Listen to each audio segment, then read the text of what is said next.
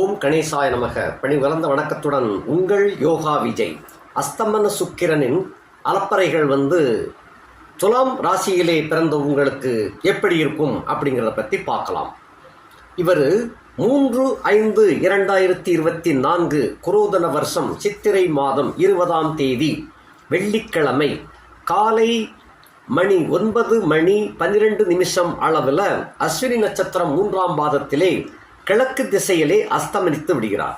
அஸ்தமனம் என்பது சூரியனோடு சேர்ந்து இருக்கின்ற காரணத்தினால அவருடைய ஒளி நமக்கு பிரயோஜனப்படாது அப்படிங்கிறதாக அது அர்த்தம். அது உதாரணமாக சொல்லணும்னு சொன்னால், மத்தியானம் உச்சி வெயிலில் ஒரு மெழுகுவர்த்தி எவ்வளோ பெரிய மெழுகுவர்த்தியை பொருத்தி வச்சாலும் கூட அதனுடைய ஒளி நமக்கு கிட்டாது. அதே போல் சூரியனுடைய ஒளி தான் அது கிட்டும், மற்றதெல்லாம் அதில் அமிங்கிவிடும். அந்த ஒளிக்குள்ளே இந்த ஒளி அமிங்கிவிடும். அது போலத்தான் அஸ்தமனம் என்பதை அந்த மாதிரி சொல்லப்படுகிறது. இந்த அஸ்தமனம் அடைந்த காரணத்தினால சுக்கிரன் அஸ்தமனம், சுக்கிரன் என்பவர் எப்படிப்பட்டவர் அப்படிங்கிறதும் ஆதிபத்திய விசேஷத்தை பொறுத்தும் இந்த அஸ்தமன அலப்பறைகள் அமையும். இவர் எப்போ உதயமாகிறார் அப்படின்னு சொன்னால் 12/7/2024 காலை 9:12 அளவில் பூசம் நட்சத்திரம் 1ஆம் பாதத்தில் மேற்கு திசையில் உதயமாகின்றார். அதுவரையிலும் உங்களுக்கு எப்படி இருக்கும் என்பதை பற்றி பார்க்கலாம். முதல்ல சுக்கிரனுடைய காரகத்துவம் என்ன அப்படின்னு சொன்னால், சுக்கிரனுக்கு காமாந்தம், காமம், தாம்பத்தியம், இந்த இல்லற சுகம், இதை பற்றிய சொல்லக்கூடியதான் சுக்கிரனுடைய முக்கியமான சமாச்சாரம். இந்த சமாச்சாரம் இல்லைன்னு சொன்னாலே உலகம் அவ்வளவாக மொத்தத்தில் இயங்காது. அதனை முன்னிட்டுத்தான், அதனை அடிப்படையாக கொண்டுதான் உலக ஓட்டமே, உயிரினங்களே ஓடிக்கொண்டிருக்கின்றன. அதற்கு அடிப்படையாக விளங்கக்கூடியவர் இந்த சுக்கிரன். இது போக ஆடம்பர வாழ்க்கை, லௌகிக வாழ்க்கை என்று சொல்லக்கூடிய பொன் பொருள், ஆடை ஆபரணங்கள், காரு, வண்டி வசதி, அந்த காருக்குள்ளே ஏசி போட்டு போகிறது செய்கிறது, பஸ்ஸில் ஏசியில் உட்காந்து சௌரியமாக போயிட்டு வர்றது, இப்படியான ஒரு சுகங்களை கொடுக்கக்கூடிய, அதாவது நாம் என்ன நினைக்கிறோமோ அதற்கு ஏற்றாற்போல அந்த சுகத்தை அள்ளி வழங்கக்கூடியவன் இந்த சுக்கராச்சாரியார். அதாவது நல்ல யோகபோகத்தோட டாம் டீம்னு ஒருத்தர் போய்கிட்டு இருக்காருன்னு சொன்னாலே அக்கம் பக்கத்தில் உள்ளவங்க சொல்லுவாங்க, அவருக்கு என்னப்பா சுக்கரதசை சுற்றி அடிக்குது, அதனால் அவர் டாம் டீம்னு போகிறாரு அப்படின்னு சொல்லுவாங்க. சில பேர் பார்த்தீங்கன்னு சொன்னால் பெண்கள் கூட்டத்திலே அந்த நபர் இருப்பார், அவரையும் அப்படித்தான் சொல்லுவாங்க. அவனுக்கு சுக்கிரன் எங்கேயோ மச்சத்தில் உட்கார்ந்துருக்குப்பா, சுக்கிர மச்சம் முக்கியமான இடத்துல இருக்குப்பா, சுற்றி கன்னி பெண்களாக இருக்கிறாங்க ஐயா அப்படின்னு இப்படியெல்லாம் பேசுவாங்க. அதை அந்த இடத்தையும் கூட அந்த சுக்கிரனை மையமாக கொண்டு தான் பேசுவார்கள். அதில் அந்த வாழ்த்துக்களை பெறுவதும் வசவுகளை பெறுவதும் குருவை பொறுத்து. இந்த இடத்துல அதில் நளினத்தையும் கிளாரிட்டியும் கொடுக்கக்கூடியது குரு பகவான்.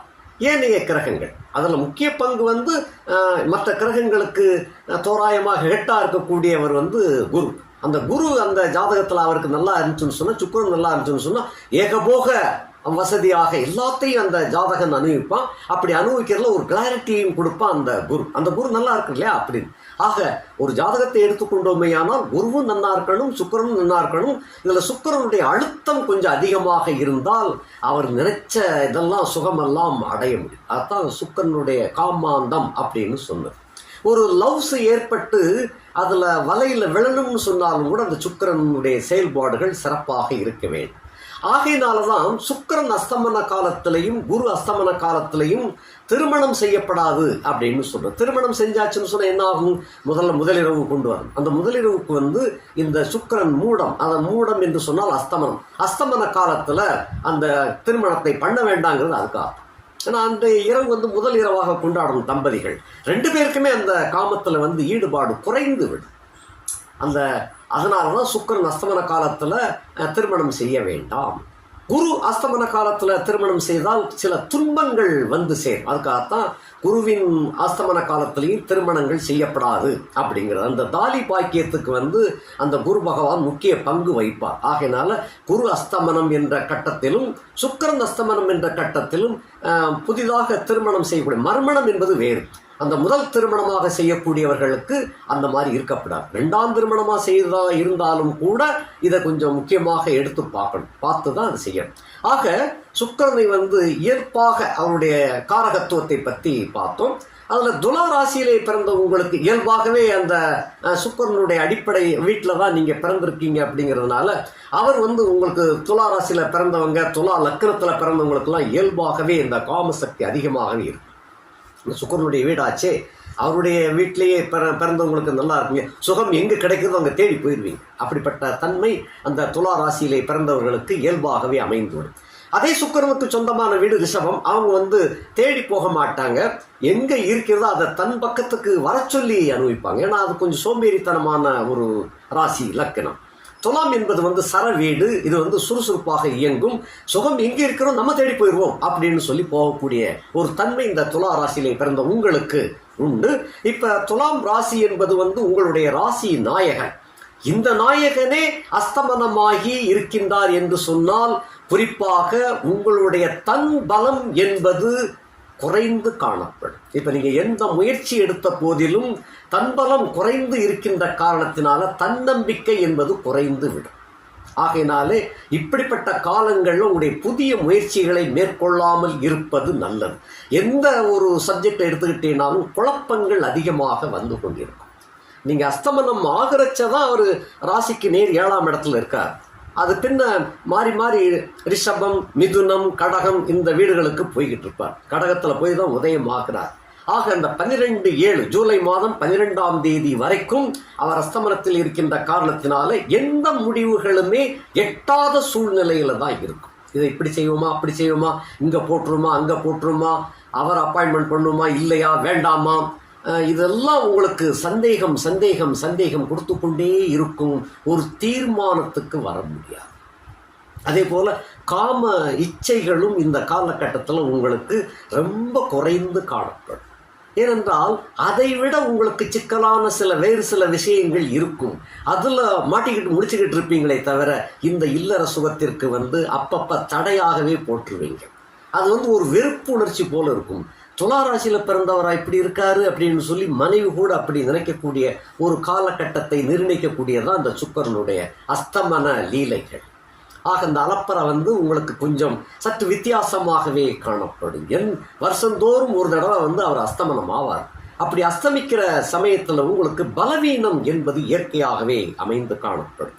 ஆகையினால இந்த காலகட்டங்களில் எந்த ஒரு தீர்மானத்திற்கும் விடை என்பது உடனடியாக கிட்டாது. அப்படியே கிடைத்தாலும் மறுபடியும் ஒரு சந்தேகத்துக்குள்ள போயிடுது.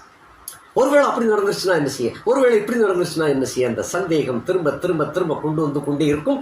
ஆகையினாலே எந்த முடிவும் ஸ்டாண்டர்டாக உங்களால் எடுக்க முடியாது. இதை புரிந்து கொண்டு அதற்கு தகுந்தவாறு உங்களுடைய வாழ்க்கை பயண திட்டங்களை வகுத்து கொண்டு வருவது நல்லது. இனி வரிசையாக பார்க்கலாம். சுக்கிரன் இருந்த வீடு 1ஆம் இடத்துக்கு நீங்கள் உங்களுடைய வீட்டிற்கு 7ஆம் இடத்துல அவர் அஸ்தமிக்கிற சமயத்தில் 7ஆம் இடத்துல இருந்தார். அதையே ஒரு ஜாதகமாக வடித்து நம்ம பார்க்கணும். அந்த அஸ்தமிக்கிற காலங்களில் கிரகங்களில் எங்கே இருந்தாங்க அப்படிங்கிறத நம்ம ஒரு ஷார்ட் பார்த்தோம்னு சொன்னோம். வானமண்டலத்தில் எப்படி அந்த கிரக நிலைகள் இருந்துச்சு அப்படின்னு பார்த்தோம்னா உங்கள் ராசியில் எந்த கிரகம் இல்லை.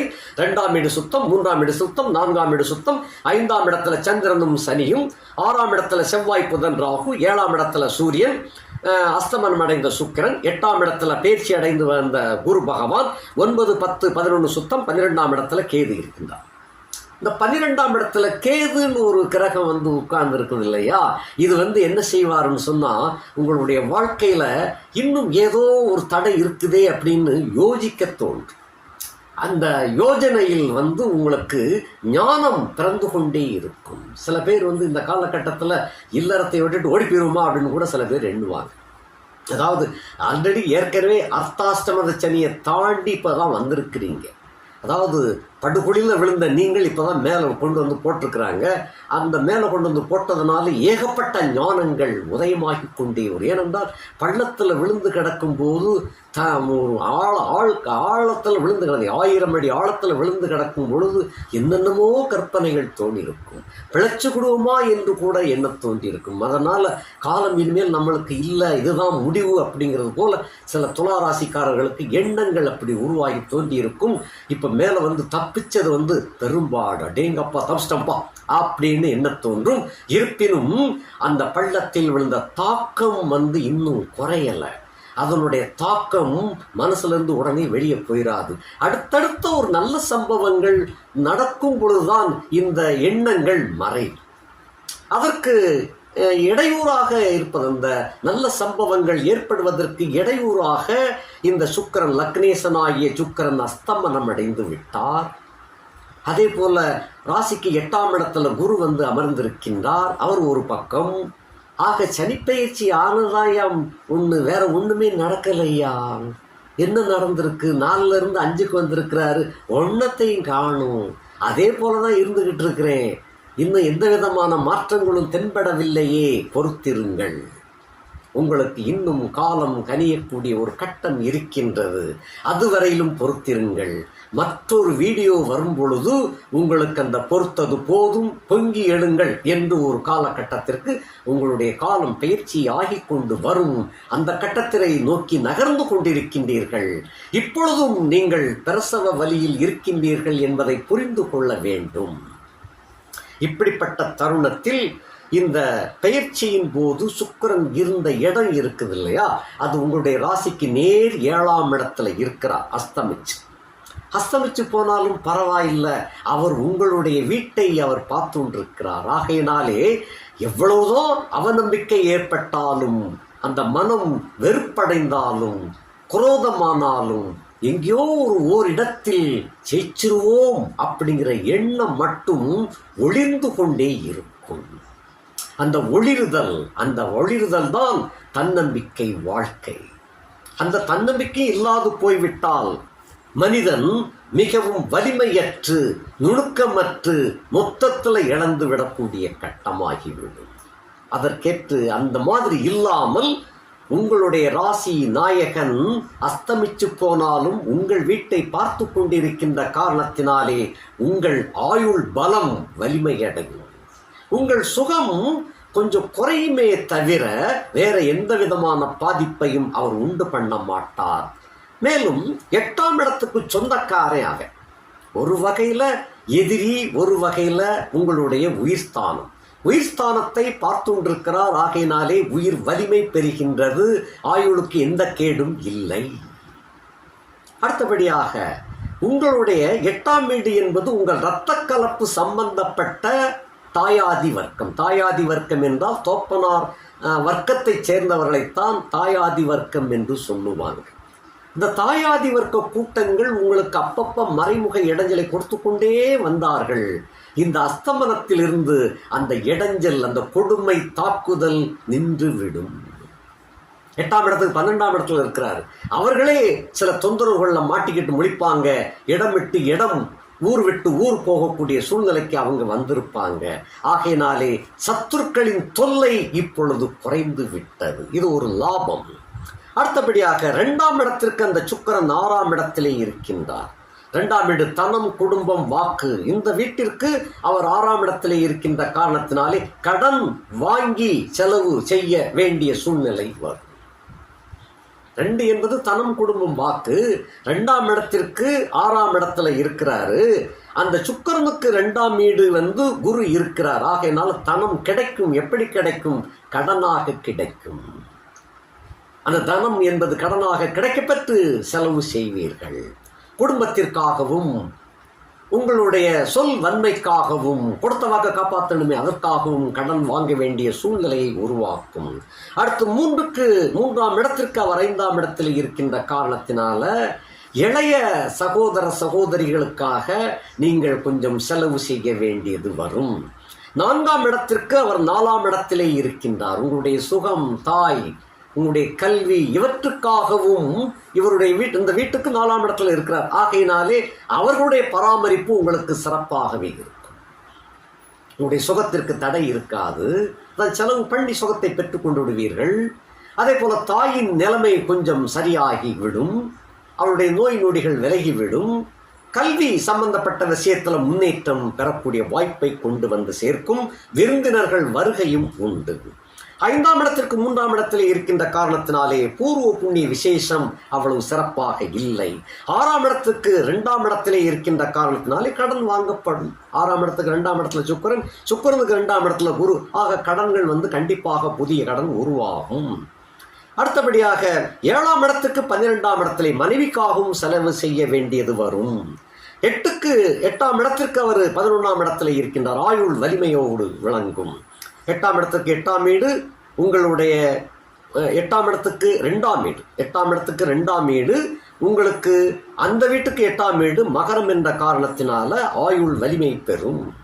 அடுத்தபடியாக 8ஆம் இடத்துக்கு 1ஆம் இடத்திலே இருக்கின்றார். ஆகையினாலே அந்த 6க்கு உடையவன் 3க்கு உடையவன் 8ஆம் இடத்திலே இருந்தால் ஆயுள் வலிமை பெறும் என்பது ஒரு விதி. 9ஆம் இடத்திற்கு அவர் 12ஆம் இடத்தில் இருக்கின்றார். தோப்பனாருக்காகவும் செலவு செய்ய வேண்டியதும் 9ஆம் இடத்திற்கு அவர் 11ஆம் இடத்தில் இருக்கின்றார். ஆக தோப்பனாருக்கு செலவு செய்வதற்கும் உங்களுக்கு வரவுகள் வந்து சேரும். 8ஆம் இடத்திற்கு 12ஆம் இடத்திலே இருக்கின்ற சுக்கிரன் ஆயுள் வலிமையை கொண்டு வருவார். 9ஆம் இடத்திற்கு 11ஆம் இடத்திலே இருக்கின்ற சுக்கிரனால் உங்களுடைய தோப்பனார் மூலமாகவே வருமானம் உண்டு, செலவு உண்டு. அடுத்து 10ஆம் இடத்திற்கு 10ஆம் இடத்திலே இருக்கின்ற சுக்கிரன் என்ற காரணத்தினாலே தொழில் வளம் மட்டும் சிறப்பாக விளங்கும். ஏன்னா 10ஆம் இடத்துக்கு 10ஆம் இடத்துல சுக்கிரன் அஸ்தமனம் பெற்று இருப்பது தொழில் வளம் கூடும், வியாபார நிலைமை உயரும், விருத்தி அடையும். உத்தியோகத்தில் உள்ளவர்களுக்கு கொஞ்சம் கௌரவ பதவி கிடைக்கப் பெறுவீர்கள். அடுத்தபடியாக 11ஆம் இடத்திற்கு அவர் 9ஆம் இடத்துல இருக்கின்ற காரணத்தினாலே தொழில் வியாபாரத்தில் வருமானம் அதிகரிக்கும். வருமானம் அதிகரித்த போதிலும் கூட கடன் வாங்க வேண்டிய ஒரு சூழ்நிலையும் உண்டு. 12ஆம் இடத்துக்கு 8ஆம் இடத்துல இருக்கின்ற காரணத்தினாலே மறைமுகமான சில செலவுகளும் உங்களுக்கு வந்து சேரும். மறைமுகமானன்னா குடும்பத்துக்கு தெரியாமல் நீங்கள் செலவு செய்ய வேண்டிய ஒரு சூழ்நிலையும் உண்டாகும். இப்படிப்பட்ட நிலையாக அந்த சுக்கிரன் இருக்கின்றார். இது போக துலாம் ராசியிலே பிறந்த உங்களுக்கு நடுக்கட்ட வயது, அதாவது சித்திரை நட்சத்திரம் 3, 4 பாதங்களில் பிறந்தவர்கள், சுவாதி 1, 2, 3, 4 பாதங்களிலே பிறந்தவர்கள், இவர்களுக்கு கிட்டத்தட்ட நடு வயது காலகட்டத்திற்கு முன்பாக குருதசையை சந்திக்க வேண்டியவர்களாக சில பேர் இருப்பீங்க. அது எந்த லக்கணத்தில் பிறந்தாலும் குருதசை என்பது கிட்டத்தட்ட வரும். ஏன்னா சித்திரை 3, 4 பிறந்தவங்க செவ்வாய் தசையில் பிறந்து ராகு தசை கடந்து குருதசைக்கு வந்திருக்கணும். அது பின்ன ராகு தசையிலே பிறந்தவர்கள், அதாவது சுவாதி நட்சத்திரம் 1, 2, 3, 4 பாதங்களிலே பிறந்தவர்களுக்கு பிறவியே ராகு தசையாக இருக்கும். கொஞ்சம் வயசுல உள்ளவங்களுக்கு குருதசை இப்போது கடந்து முடியக்கூடிய கட்டமாக கூட இருக்கலாம். விசாகத்தில் பிறந்தவங்களுக்கு பிறவிலேயே குருதசை கழிஞ்சிருக்கும், அதனால பிரச்சனை இல்லை. ஆக துலாம் ராசியிலே பிறந்த சித்திரை நட்சத்திரம் அடுத்து சுவாதி நட்சத்திரத்திலே பிறந்தவர்களுக்கு போக்குவரத்தில் ரொம்ப கவனமாக இருக்க வேண்டும். காரணம், உங்களுடைய ராசிக்கு 8ஆம் இடத்துல குரு உலாவிண்டு இருக்கின்றார். அவரும் கூட அதாவது அர்த்தம் உடையதாக அந்த குருவின் செயல்பாடுகள் இருக்கின்றது. அதாவது அர்த்தம் உடையது, இந்த இடத்துல அர்த்தம் என்று சொன்னால் விபரீத போக்கில் பயணம் செய்து கொண்டு இருக்கின்றார். விபரீத பயணம். அந்த விபரீத பயணம் என்பது போக்குவரத்தில், முக்கியமாக போக்குவரத்தில் இடைஞ்சல்களை உண்டு பண்ணக்கூடிய ஒரு காலகட்டமாக விளங்கும். இவருடைய பீரியடில் இப்போ உள்ள நிலைப்பாடு விபரீத போக்குவரத்தில் இருக்கின்ற விபரீத பயணம், அவருடைய பயணத்தில் இருக்கின்ற காரணத்தினாலையும் அவருக்கு 10ஆம் இடத்துல சனி இருக்கின்ற காரணத்தினால, இந்த குரு இருந்த வீட்டுக்கு 10ஆம் இடத்துல சனி இருக்கின்றார். ஆகையினாலே போக்குவரத்து சம்பந்தப்பட்டவற்றில் நஷ்டம், அல்லங்கில் பொருள் காணாமல் போகுதல், அல்லங்கில் கொள்ளையடிக்கப்படுதல், அல்லங்கில் விபத்து போன்ற சில விஷயங்கள் நடைபெறக்கூடிய ஒரு காலகட்டம். அதனாலே குறிப்பாக ரொம்ப கவனமாக இருந்து கொள்வது நல்லது. குருதசை, அதாவது உங்களுடைய ஜாதகத்தை பார்க்கும் பொழுது குருதசை நடக்குது அப்படின்னு இருக்கணும். அப்படி குருதசை நடக்கின்றவர்களுக்கு அந்த ராசி தசாநாதன் ராசிக்கு 8ல் இப்போ ஒளிஞ்சிருக்கிறார். காரணம் இதுதான். இதோடு அவருடைய பயணம் இப்போ கிட்டத்தட்ட ஒரு குரூர பயணம் அப்படி கூட வச்சுக்கோங்க. விபரீத பயணம்னா உங்களுக்கு புரியாது. குரூர பயணமாக அவர் சென்று கொண்டிருக்கின்ற காரணத்தினால, அவருக்கு 10ஆம் இடத்துல சனி வேற உலாவின் இருக்கின்ற காரணத்தினாலையும் அவருடைய சாரம் ராகுவினுடைய சாரத்தில் ஓடிக்கிட்டு இருக்கார். ஆகையினால பயணத்தில் ரொம்ப கவனமாக இருப்பது நல்லது. இது ரொம்ப முக்கியமாக கவனத்தில் எடுத்துக்காங்க. மற்றபடி இந்த சுக்கிரனால் ஏற்படக்கூடிய ஒரு பாதிப்பும், அதே போல குருவின் மூலமாக ஏற்படக்கூடிய பாதிப்பும் இருக்கின்றது. அதன் மூலமாக பொருள் பத்திரம், போக்குவரத்தில் ரொம்ப நிதானம் தேவை. நிதானம் இருந்தால் எப்பயுமே தப்பித்துக் கொள்ளலாம். போக்குவரத்து என்பது இரு சாரரையும் குறிக்கும், எதிர் வருபவரையும் குறிக்கும், உங்களையும் குறிக்கும். ஆகையினால எதிர்த்து வருவன் சரியில்லை என்றாலும் கூட நீங்கள் நிதானத்தோடு போய்கொண்டால் தப்பித்துக் கொள்ளக்கூடிய ஒரு வாய்ப்பு கிட்டும். ஆகையினால இதை உங்களுக்கு ரொம்ப கவனமாக எடுத்து சொல்கிறேன். தயவு செய்து அதை கொஞ்சம் புரிஞ்சுக்கங்க, புரிஞ்சு நடந்து கொள்ளுங்கள். நண்பர்கள் மூலமாகவும் ஏற்படக்கூடிய வாய்ப்பு உண்டு. நண்பர்கள், நண்பி, குறிப்பாக பெண் நண்பர்களால் அதிகமாக ஏற்படக்கூடிய ஒரு வாய்ப்பு இருக்கு. ஏன்னா நாகரிக காலம் என்ற காரணத்தினால அந்த ஸ்டைல் காட்டக்கூடியது, அதாவது அனாவசியமாக அந்த வேகத்தை திருப்பதில், இதெல்லாம் ஒரு ஸ்டைலாக கொண்டு போய்கிட்டு இருக்கிறாங்க. சாலையில் சாகசம் வேண்டாம் என்று சொன்னாலும் கேட்க போறதில்ல, அந்த வயசு கேட்காத. அதனால இதெல்லாம் கொஞ்சம் நீங்க துளாராசியிலே பிறந்து இன்னொரு துளாராசிக்காரர்களாக இருந்தால் இதுக்கு கொஞ்சம் எடுத்து சொல்லுங்க. அது சொன்னீங்கன்னா தான் அவங்களுக்கு கொஞ்சம் விஷயத்தை புரிந்து கொண்டு பக்குவமாக நடந்து தப்பித்துக் கொள்ளக்கூடிய வாய்ப்பு கிட்டும். ஆக துளாராசியை பொறுத்தமட்டில் கொஞ்சம் சிரத்தையுடனும் கவனமுடனும் நடந்து கொள்ளுங்கள். சுக்கரனுடைய அலப்பறைகளால் மட்டுமல்ல, குருவினுடைய போக்கும் அப்படி இருக்கின்ற காரணத்தினாலே கவனமாக நடந்து வாழ்க்கையை வெற்றியாக ஆக்கிக் கொள்ளுங்கள். நன்றி, வணக்கம்.